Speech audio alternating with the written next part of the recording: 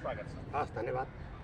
अहिले वेदिका केसी काठमाडौँ महानगरपालिकाको प्रहरी जस्तो बनेर निक्लिएका छन्। हिजो अत्याचार गर्यो भनेदेखि जुन खालको चर्चा परिचर्चा हुन्थ्यो त्यति बेला खासै योभन्दा धेरै प्रशंसाहरू हुँदैन थियो।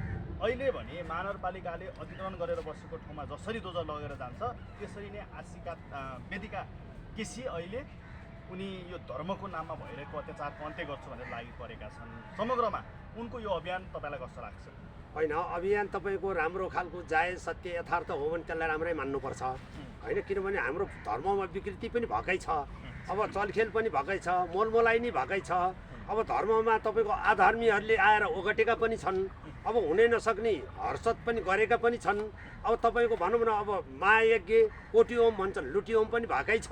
अब यसलाई चाहिँ किन भन्दाखेरि समग्रमा छलफल गरेर हो कि होइन, या सत्य हो भने सबले मनन गर्नु पर्यो, सत्य हो हामीले पनि गल्ती गरेकै हो भन्नु पर्यो। यदि होइन भनेदेखि चाहिँ किन कति कारणले बोलेको, के कारणले बोलेको, किन बोलेको भनेर उहाँलाई एउटा स्पष्टीकरण पनि सोध्न सकिन्छ। हो भने आफूले पनि स्पष्टीकरण दिनुपर्छ जस्तो मलाई लाग्छ। अहिले वेदिका केसीले जुन विषय उठाइसकेपछि उहाँको पूर्व टिचर पनि आउनु भएको छ र उहाँले भन्नुभएको छ मैले 2 वर्षसम्म पढाएको, उहाँको स्वभाव यस्तो यस्तो थियो भन्दै गर्दाखेरि वेदिका केसीको शिक्षकले भनेका कुराहरू तपाईँले के सुन्नुभयो र अहिले वेदिका केसीमा देखेका गुणहरू ठ्याक्कै मिलेन?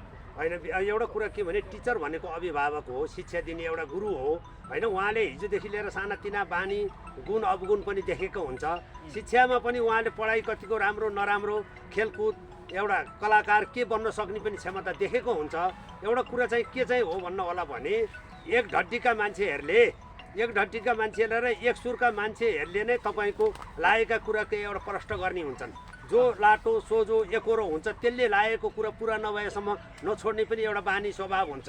अर्को कुरा के भने टिचरले बताएको कुरा हिजो सानो छँदाखेरि बताएको कुरा हो, सानोको बानी हो, व्यवहार हो, एक ढड्डीको जिद्दी सोधिरहने, उहाँलाई चित्त नबुझेसँग त्यसको एन्सर नपाएसँग त्यसको कुरा गरिरहने खालको हिजो थियो भने त्यो भन्दा पनि शिक्षकले अध्ययन गराएको भन्दा आज ठुलो भइसकेपछि केही कुराका सबैजनामा अलिकति मान्छे ठुलो हुने बित्तिकै परिवर्तन पनि त हुनसक्छ नि।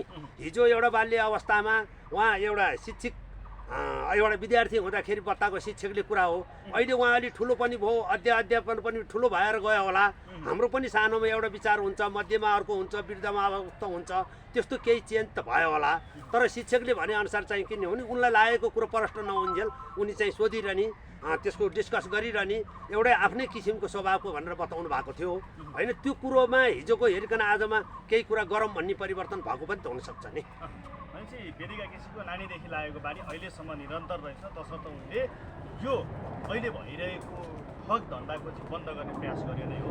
होइन, त्यो ठग धन्दा र अलिकति लुटतन्त्रदेखि लिएर सारा झुट तन्त्रको अन्त्य गरौँ। किनभने वैदिक सत्य सनातनमा चाहिँ सत्य हुनुपर्ने असत्य किन भयो, राजनीतिकरण किन भए, छलकपट किन भए, मोलमोलाई किन भए होइन, कोटियोममा लुटियोम किन भयो, अलिकति भगवान्लाई साँची राखेर अभद्र व्यवहार र अपमान अधर्म किन गरियो, यसको लेखाजोखा हुनुपर्छ, यसको पारदर्शी हुनुपर्छ, यसलाई सत्यमा लानुपर्छ भन्ने कुरा त चाहे जो कोहीले बोले भने राम्रो कुरा त राम्रो भन्न सक्नु पर्यो नि त।